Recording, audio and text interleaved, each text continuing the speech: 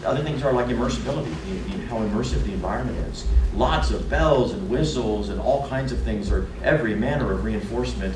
They've got people working, millions of people working 24/7 to make this as immersive as it can possibly be. Now, it's no different than Las Vegas, except it's on steroids. Like, go to Las Vegas, you will never see a clock. Everywhere you walk is as bright at 3 a.m. as it is at noon. Why? Because they do not want you to have a sense of the passage of time. They want you to be completely immersed and disconnected from any temporal experience. You stay there for an eternity. Are you with me? And so this can do that even more capably. And you know that if you've ever had a gaming addiction, time just, pretty soon you've played through the night. Okay? So that is another reason. And then a huge one, of course, is the confidentiality and anonymity. If you're at the table and you're playing craps and people see that you've lost $10,000, you start to look around the table and you see people going, loser. You know, you see these social cues of like, and maybe even somebody would be tugging you and say,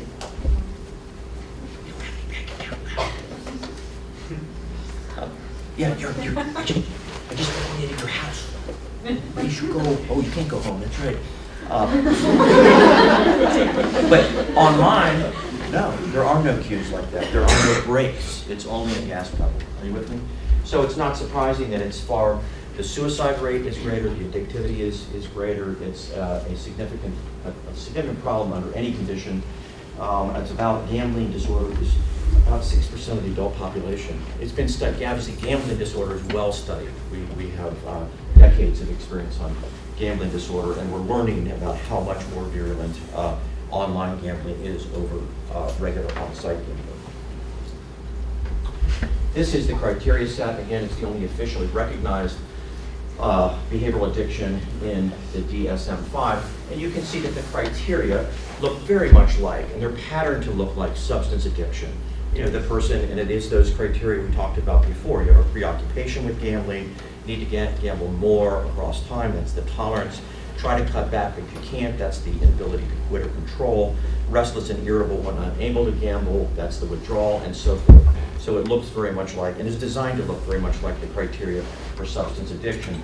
And again, it's the only officially recognized, and for that reason, the only completely standardized set of criteria for diagnosing a behavioral addiction.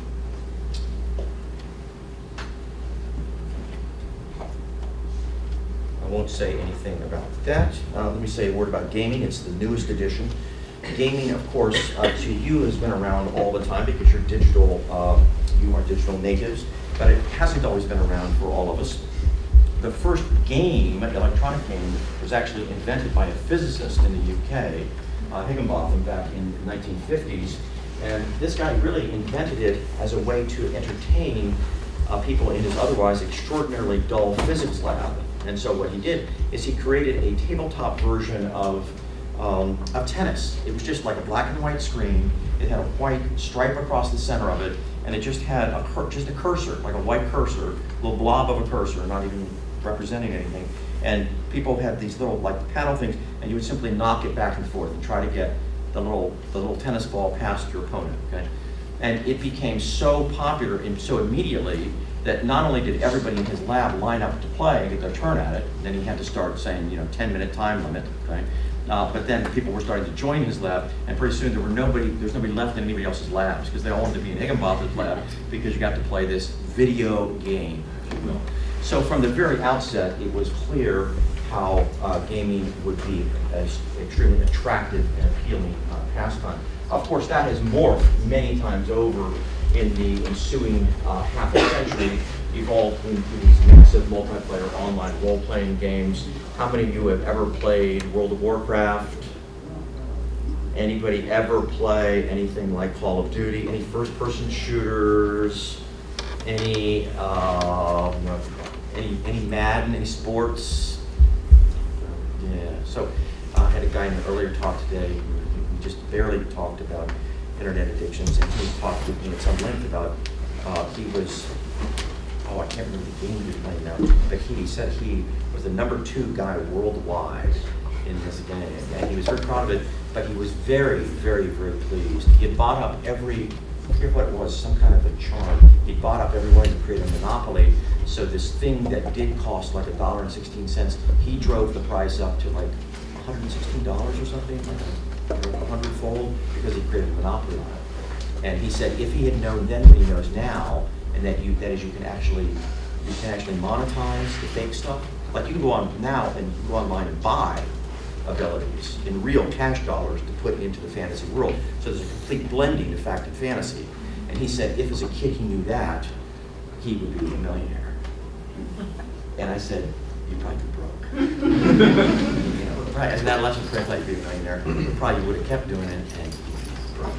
So, but you can see how much that world has changed. It's changed very, very, very dramatically.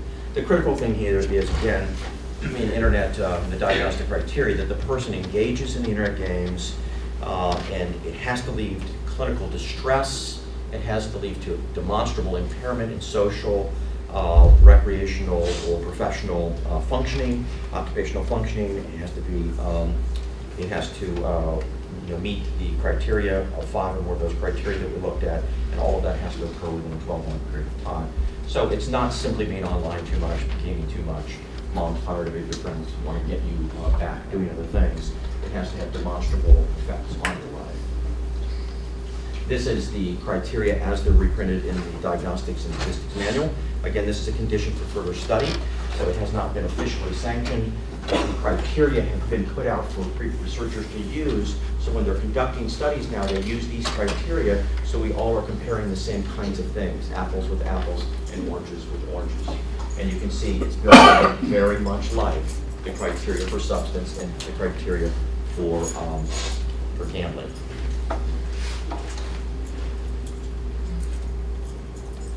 Let me show one of these, I think, at least, to give you a sense. This is a video clip about, happened just, I think, a couple years ago, and ended a couple, actually, in the UK. I want to give you a sense of this, because sometimes people look at gaming, and I found, and they trivialize it. They say, well, yeah, it's a bummer. People spend so much time online gaming. That's really inconvenient, but is that a serious disorder? I mean, is that a serious disorder? And so let me just give you an example of what can happen here. In South Korea today, a very bright light is being shone on its darker side. A mother and father are accused of starving their newborn daughter to death, all while spending endless hours playing online games. They pleaded guilty to negligent homicide and will be sentenced later this month. The two were playing a game called Prius for hours at home, and the tragic irony, well, the point of the game is to raise a virtual baby. CNN was the only media outlet present in the courtroom for the trial earlier today. Let's bring in journalist Andrew Salmon with more on the case from Seoul in South Korea. Andrew, what more details do you have? Yeah, well, we've heard the full story now. As you mentioned, the tragic irony that's central to this case is the fact that they were raising an online child while essentially abandoning their own child, who was only 3 months old and who starved to death while they were playing sort of marathon 10-hour sessions on this online game. Adding, how can I put, some added poignancy to this situation is their daughter's name. Her name was Kim Sarang, which means love in Korean. And in a final twist to this story, the wife, the common law wife of the couple, is now pregnant with a second child. Did the couple show any remorse in court today, Andrew? Sorry, say again? Was there any remorse shown by this couple in court? Yes, there was very considerable remorse. Mr. Kim said, I think of our baby in heaven. I will be guilty until the day I die. But given that he is soon to be a father again, he pleaded for clemency. His wife was tearful, virtually inaudible, and certainly did appear very contrite. What kind of excuse, if any, did they offer? Well, this is the rather interesting side to the case, in that the judge in the case accepted a psychological evaluation alleging that they were addicted to online gaming. So this raises a possibly very interesting and far-reaching legal precedent. If online gaming addiction can be seen as a mitigating factor in crimes, the way that, for example, psychological problems, drug addiction, and drunkenness is at present. Pretty interesting.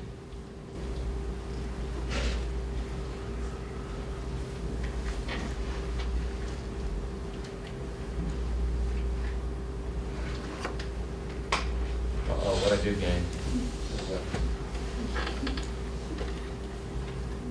There it is. So it can be serious. There are just a couple of other instances. This happened in, I think, 2015. This was a man in Asian culture cut off his hand because of an internet addiction. He was bringing shame to his family. He recognized that. He was chagrined about it, but he couldn't stop playing. So he quite literally cut his hand off and cut it off actually at a park. And they went back to the park bench that he cut it off. They found the hand, and they were actually able to sever it back on so that the hand functioned, not full range of motion and capacity. But that's the extent to which this can become in some cultures also deeply shameful in addition to dysfunctional. Here's an example. You're familiar with this, I'm sure, in the online gaming world where you get into these international competitions and people will game for 24, 48, 78 hours non-stop. In Asia, there are these things called internet bombs. Mostly kids come after school, go to these internet cafes, and they just start gaming, and they oftentimes will game through the night. There are lots of ways now to try to get them off, but this is an example of a guy who was found slumped down after a couple of days of gaming, 3 days of binge gaming, and police came in. Somebody reported this guy has been sleeping there for over a day, and they came in, and rigor mortis had set in. He had died a day earlier, and when they asked people, why didn't you, this guy's dead next to you, why didn't you report it? They said, well, we didn't know, because he oftentimes would drop over out of fatigue and just sleep for several hours and then get back up. In this case, he literally died of dehydration and starvation. This was in January, 2 years ago. So all I'm doing is pointing out that these internet gaming can be serious. It isn't just interfering with life. It sometimes can actually result in ending a life. Now I do want to show you this, because this is a good example of a response. Uh-oh. What is happening here? My screen is frozen. Everybody know how to unfreeze this baby? So I can advance that, but I can't advance this, which suggests to me that I have to go back over here. Okay, that's big enough. Your laptop's switching it, but not the projector. Yeah, that's exactly right. Now I think we can bring it back up. Okay. So let's get back up to the presentation. Let's see if that goes.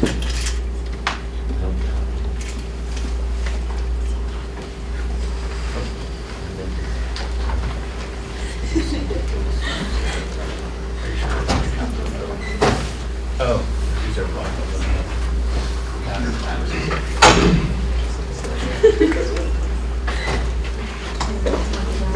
The internet's fighting back. There you go.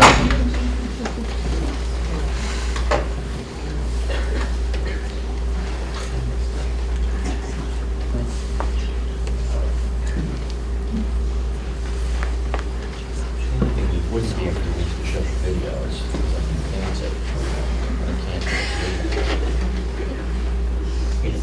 Yeah, because I have to be in presentation. So.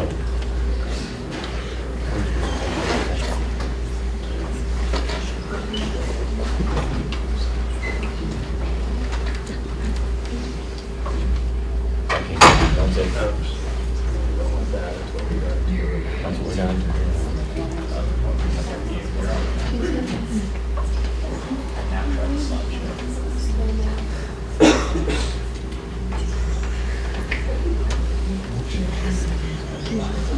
It is Virginia.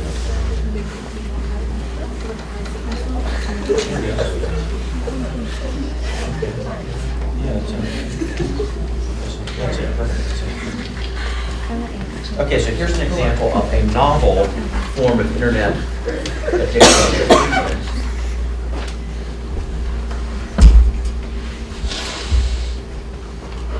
That is just now starting in the United States. It's been around for several years in China and Korea, just now starting in the United States.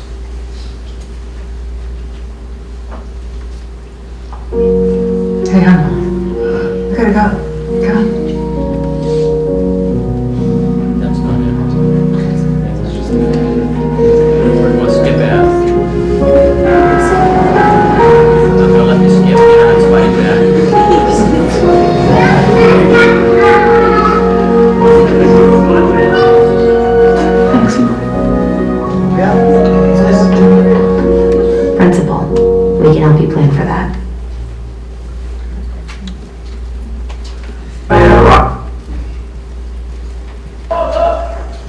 New Wangkang near Jinan looks like a typical school in China. Big on team spirit and martial arts displays. So it may look like fun and games, but parents will force their kids to this facility for 4 to 6 months to break their internet addiction. Teenagers like Zhang Shi are the addicts. He says his mother lied to him when he came, telling him it was a summer camp, then they locked him away. When I first came here, I thought about escaping, says Jiang, but this place is tightly controlled. There's no escape. At Wangkang, they use ex-military instructors who focus on drilling and discipline. No talking is allowed at meal times. No cell phones, no phone calls, no contact with family. They are completely cut off to stop the temptation. Zhang says his mother unplugged his computer and beat him to get him to stop, but nothing worked. So she spent $1,000, not a small sum in China, to send him here. Yes, I was truly addicted to the internet, he says. After a while, it was like falling in love. The love affair started in internet arcades like this, where teenagers can spend hours, even days, playing internet games. Chinese authorities claim internet addiction pollutes the mind and causes 70% of juvenile crime. They've even classified it a mental disorder. So hundreds of addiction boot camps have sprung up across China, and many of them are brutal. Earlier this year, state media says a teenage girl was beaten to death because she didn't ask permission to go to the bathroom. This boy was strapped to a pull-up bar for 6 hours. At Wangkang, they blame the abuse on illegal facilities, and they say using one-on-one therapy is better to connect. Zhang's therapist says that for the first month, they must be crying. Before they came here, they were quite happy with the internet world, she says. When they come here, they are bitterly separated from that world, and this dramatic difference is what causes them great pain. So their aim is to break them down. And once they give up all hope of being let out, she says, they start to change.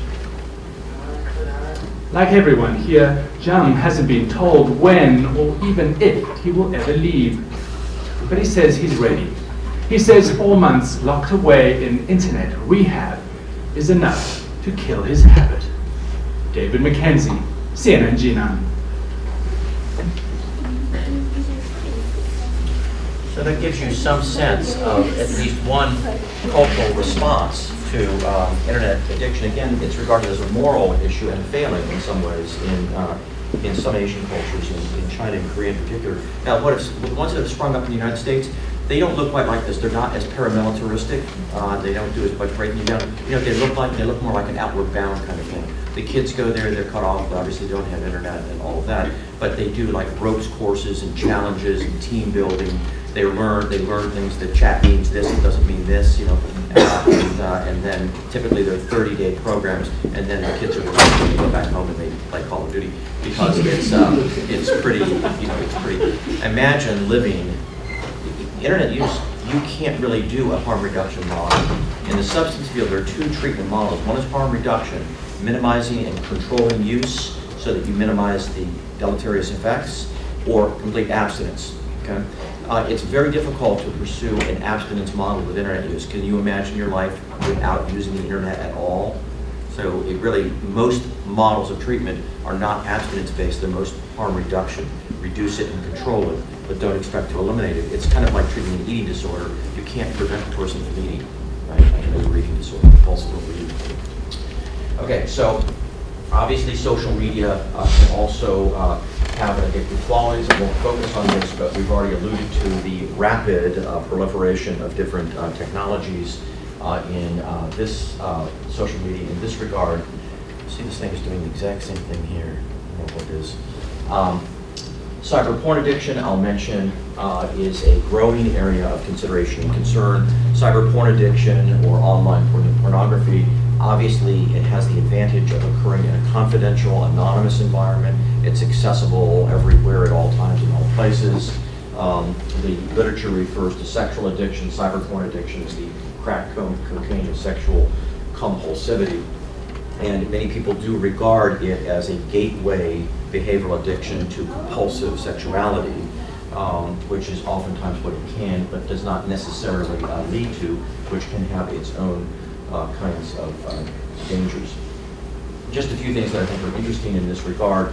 Cyber sex studies, obviously, it's a gigantic industry at this time in terms of money and profitability. It may surprise you to learn that 1 out of every 8 searches on the internet is for erotic material. So that's pretty striking if you think about 1 out of every 8. Look to your left, look to your right. Chances are pretty good that people are searching regularly for erotic material. Over 2/3 of adult men and nearly 1 out of 5 adult women use porn on a regular basis, that is once a week or more, which is quite shocking from the standpoint of certainly as little as 10 or 20 years ago you would not have seen that, and yet it is that pervasive at this time as we speak. More than half of boys, kids, see their first pornographic image before age 13.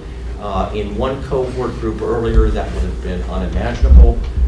83% of boys, 50%, 7% of girls in college report seeing group sex online. In a previous cohort group, like your parents or your parents' parents, they may never have seen group sex in their life, much less on a weekly basis online. So we just have exposure and access in a way that we have not had before.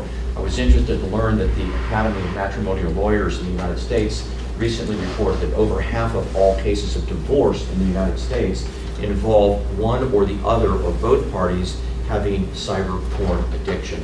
That doesn't mean it's the exclusive reason for the divorce. It doesn't mean it's the primary reason for the divorce. But let me tell you, 10 years ago or 20 years ago or 30 years ago, cyber porn use and addiction would not have been in the top 50 reasons for divorce. And yet it's now identified as a key feature in over half of the instances. So that's a pretty substantial change in a fairly short period of time. Of course, you're very aware of the potential for things like cell phone and other kinds of addiction. There is a term for a cell phone addiction. It literally is losing your cell phone, which is nomophobia. But of course, for the vast majority of us, as with everything else having to do with the internet, we experience pleasure. It enhances our constructive functioning. It enhances our social connection. For the vast majority of us, the internet is nothing other than a pleasurable and constructive kind of instrument and experience if we're talking about a relatively small percentage. The overall figure that is bandied around now in the field of what's called problematic internet use is probably a problematic internet use of all forms of internet in the 3 to 5% range. That's not insubstantial, but it's not, back like the early predictions were. Compare that to, say, the prevalence rate of schizophrenia, 1%, bipolar disorder, 1%, Asperger's, autism spectrum disorder, about 1.25%, caffeine addiction, about 8%, problematic internet use, 3 to 5%. So it would be among the bigger sort of classes of disorders, but not the figures that came out early on. Let me just say a word about co-occurring disorders by way of sort of winding up, and we can open it up for questions. When we think about co-occurring disorders, typically what we're thinking about and talking about is the occurrence of a mental disorder with a substance.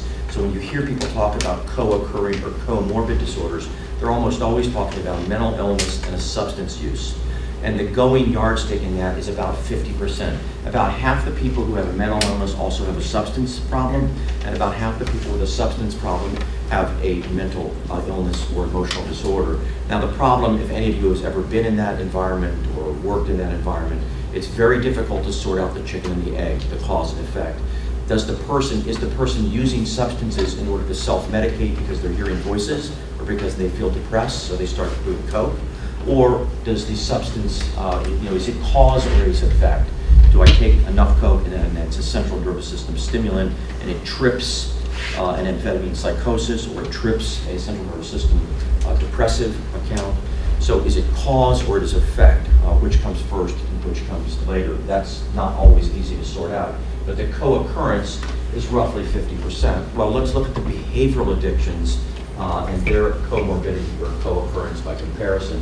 I don't expect you to read this. I only want to point out that there was a study done just earlier this year where they did major data set analysis of 83 different studies of largely behavioral addictions, studies that contained at least 500 subjects, and they did gigantic meta-analysis to determine how commonly different behavioral addictions and some substances co-occur. And here's what they found. Again, this is a blizzard of numbers. I don't expect you to just glance at it, but here are the different, here's cigarette smoking, alcohol abuse, drug abuse, eating disorders, gambling, and so it goes. There's a shopping addiction, work addiction, exercise addiction, sexual compulsivity, and so forth. And these are the prevalence rates in the overall culture or overall population. So you can see those: 15% smoking, 10% alcohol, 5% drugs, so forth, sexual addiction. So that's their overall prevalence rates. But what the researchers were interested in doing is determining the comorbidity of different disorders. So if you did smoke cigarettes or you did have problematic alcohol use, what's your percentage of likelihood of having another addiction? So for example, if you have a problem with alcohol, what percentage of people also are smokers? Well, it turns out it's 50%. But you can see the prevalence rates here that are crossing one addictive disorder with another. Then what they did is a major meta-analysis, and they asked the simple question overall: what is the likelihood that if you suffer from one behavioral addiction, that you suffer from at least one more? Okay, that's the primary question they're asking, and the answer they came up with is 61%. The probability, if you have any one behavioral addiction, gambling, online gaming, cyber sex, online auction house, whatever it may be, the chances are at 61% likelihood that you're going to have at least one more behavioral addiction, one or more behavioral addictions. So that just tells you sort of where there's smoke, there's fire. So when you're working with these people, as with substances, somebody comes in and they have an alcohol problem, you want to know what other substances they're using, because the chances are really high that they may have a drug of choice, but they probably have other substance issues and concerns too. The same thing seems to be true, maybe even slightly more so.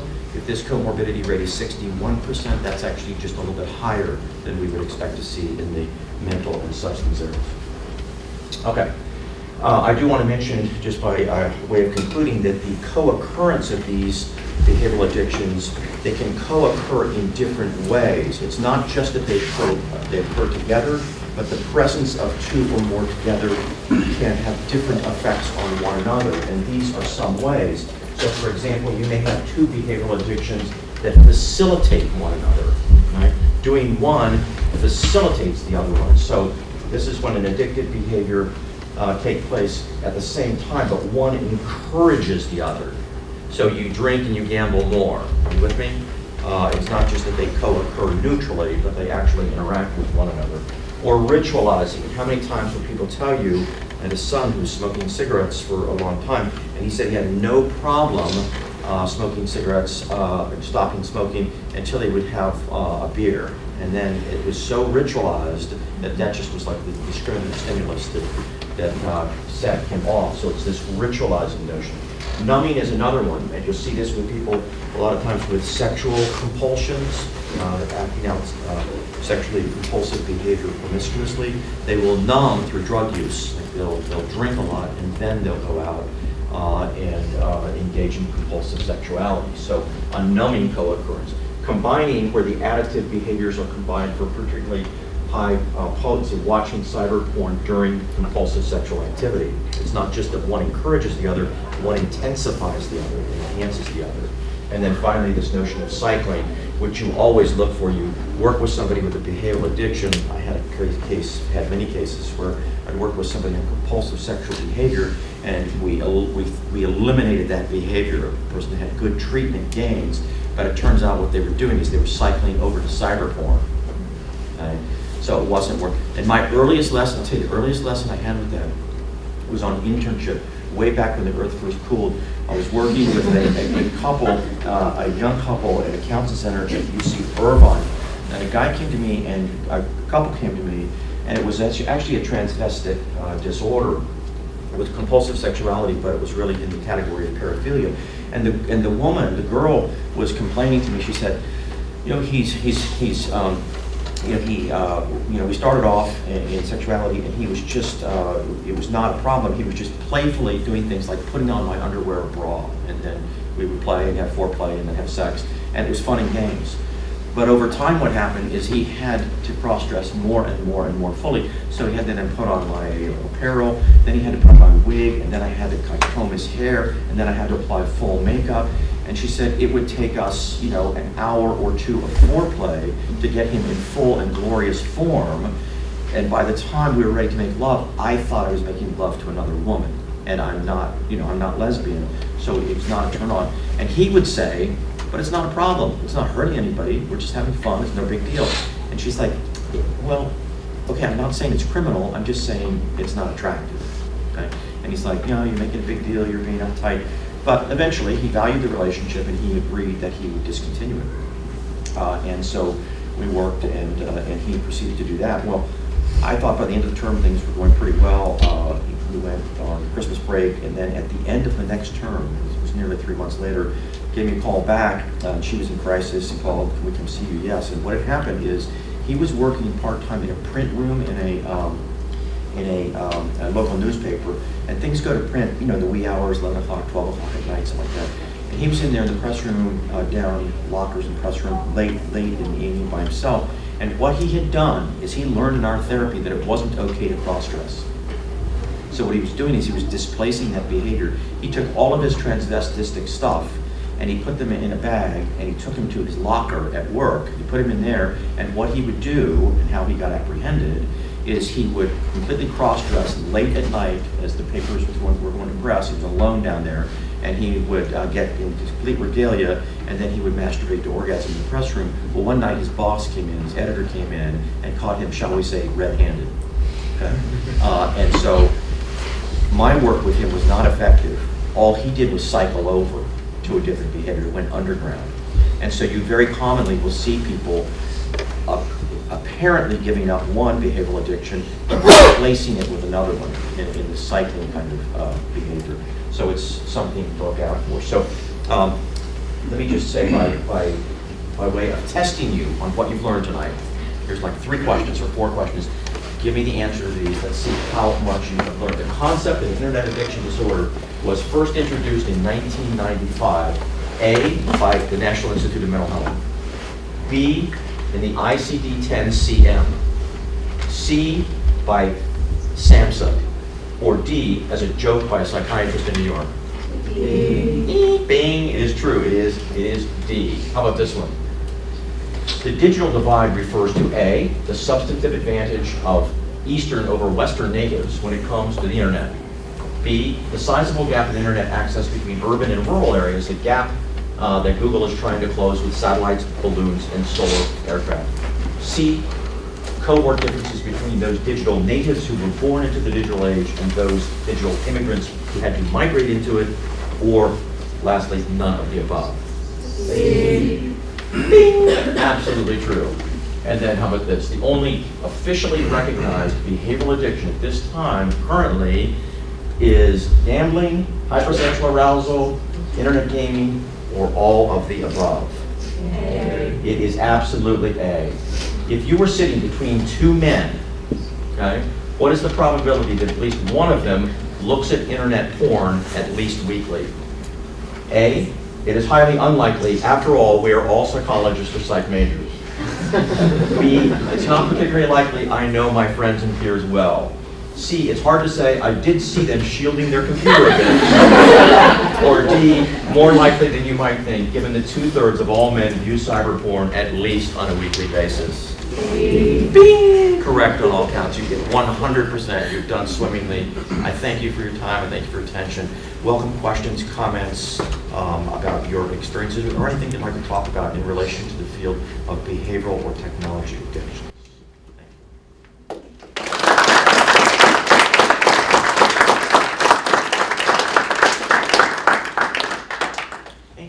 Comments, thoughts? What's the research behind the boot camps that was This is very interesting. What's the research behind the boot camps? I think the fairest thing to say, the fairest characterization of the research behind the boot camps would be zero boredom. Now, the sad thing is, it's not that different from what we have in some of our camps, residential camps stateside. Unfortunately, the whole area of wilderness and challenge therapy is not rigorously researched. It's just beginning to get, there are no randomized clinical trials, for example. So the evidence is, it's not that they're not effective, it's the evidence has not yet accumulated. And the single biggest factor that seems to determine ongoing abstinence appears now to be the post-hospitalization transition. If you simply take them out of an effective treatment and toss them in with no post-hospitalization, they go right back into the world, they go right back into the same behaviors. But if you have a good transitional program, the continuing abstinence rates are higher.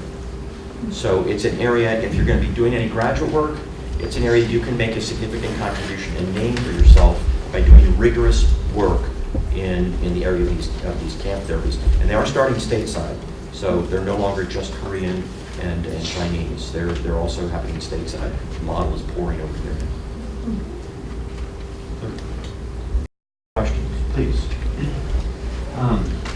What are your thoughts and experiences on the co-occurrence between internet gaming addiction or video game addiction, maybe, and ADHD? I know there's some interesting things out there, honest clinicians talking about it, and yeah. Yeah, you know, it's the co-occurrence or comorbidity between ADHD and video gaming or video addiction. It's interesting because the evidence seems to be double-edged.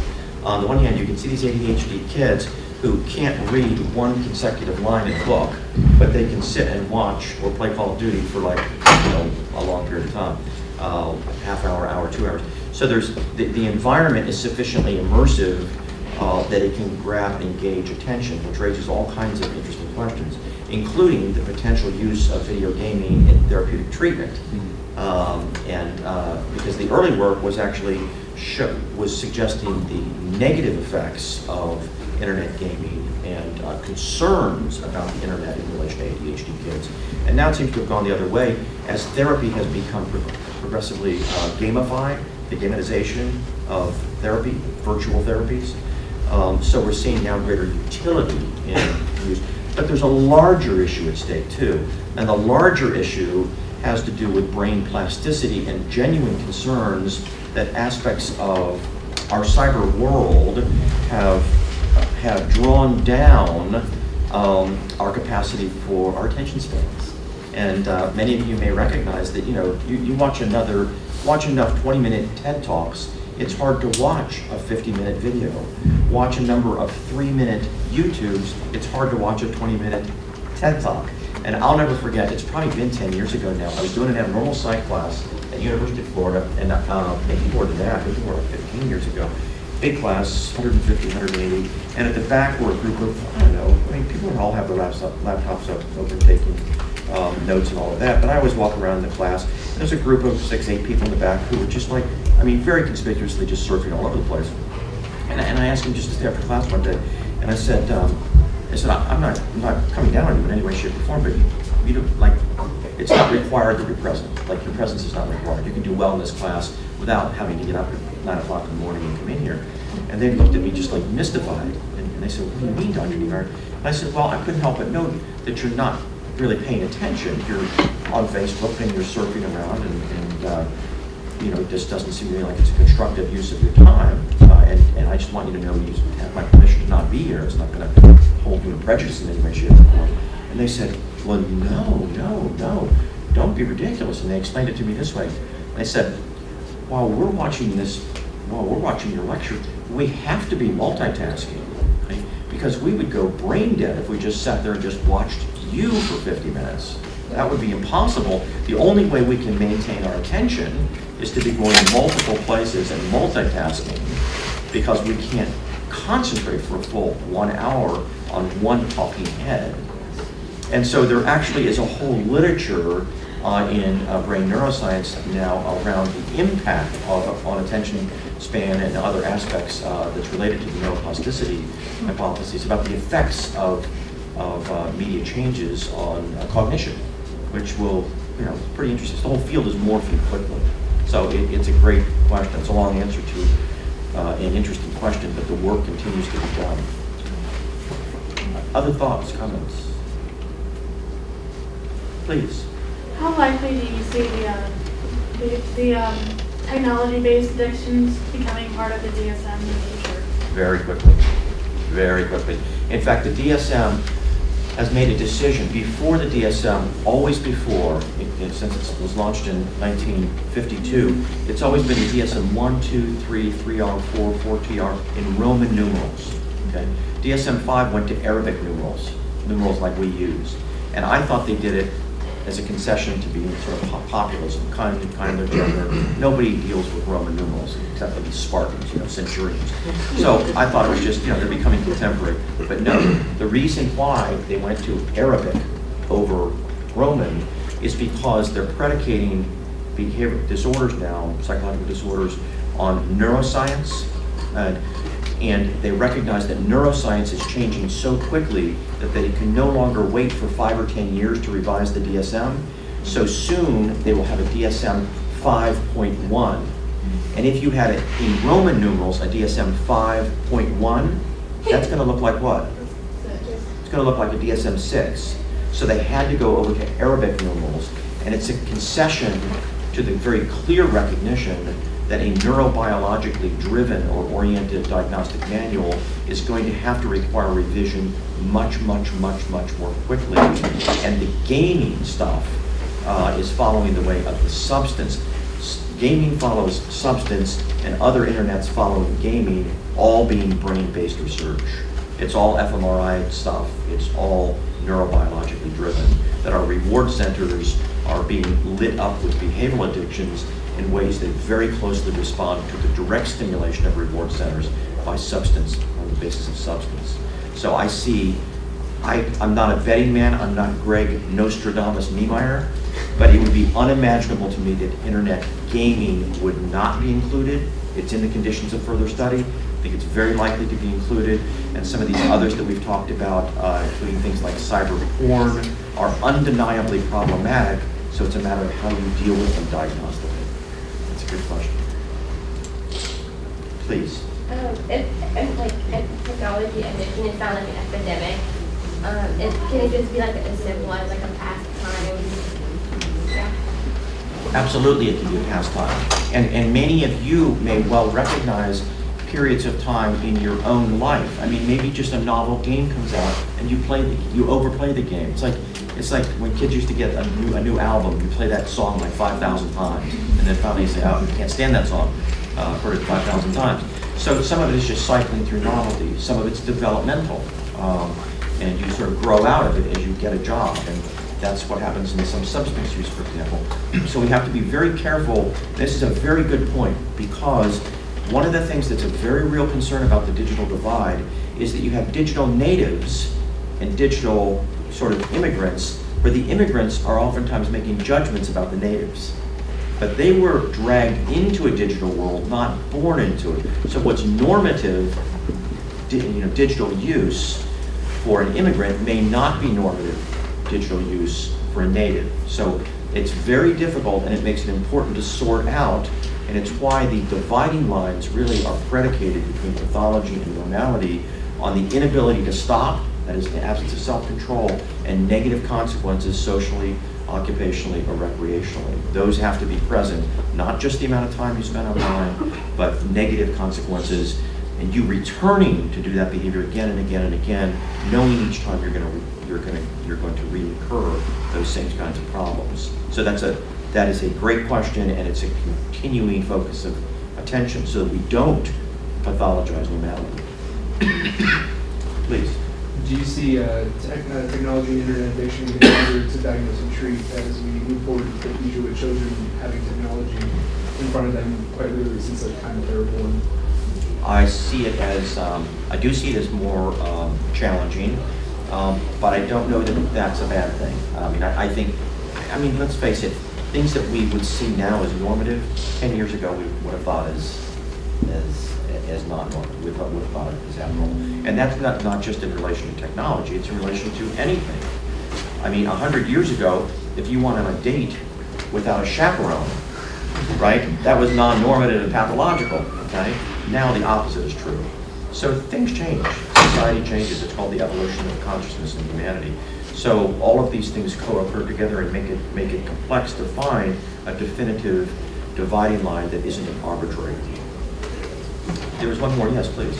So like in an intense addiction, can you like regulate the release of dopamine to try to help them break the addiction more efficiently? Regulate the expression of dopamine Yeah. as a mechanism for helping them break the addiction? Yeah. Is there any way you can, or would you need to like try to get them to engage in other activities? Well, there are a bunch of mechanisms, both pharmacological. There's no approved medication for treating internet addiction or technology addiction, but there are medications that treat the sequelae that may be causative or may result from. So you can treat an anxiety disorder, for example, and if it's anxiety-driven, if it's driven by depression, you can treat the depression. So psychopharmacology does come into that in part. But you can also get some of those pharmacological salutary positive effects through behavioral interventions. So we know, for example, right diet, exercise, exposure to sun can get you the expression of more dopamine and more serotonins, for example, that can lift depression. So there are simple, oftentimes, ways of doing mood elevation that are really just environmental manipulation, social, recreational, dietary, and so forth. So it raises the very interesting question about the relationship between all of these things and just holistic treatment of individuals, because these are not separate. Social, recreational, professional, technological, these are all cut of the same kind of cloth. So you'll find many people using a combination of different forms of treatment in working with behavioral addiction. There is no uniform, agreed upon treatment for internet or technology-based addictions, and no approved medication. So we're in cowboy land when it comes to treatment at this time. It's really very novel at this point, which is exciting, but it's scary too. You know, when you see something like these internet camps that are largely unregulated, you realize how primitive the field still is. You know, it's like the era of the earliest psychotherapy or the era of electroshock therapy at the turn of the last century for the treatment of schizophrenia. We're at that primitive level in relation to conceptualizing and intervening in the technology-based addictions. It's your future. Good place for us to end. Thanks again for your time and for your attention.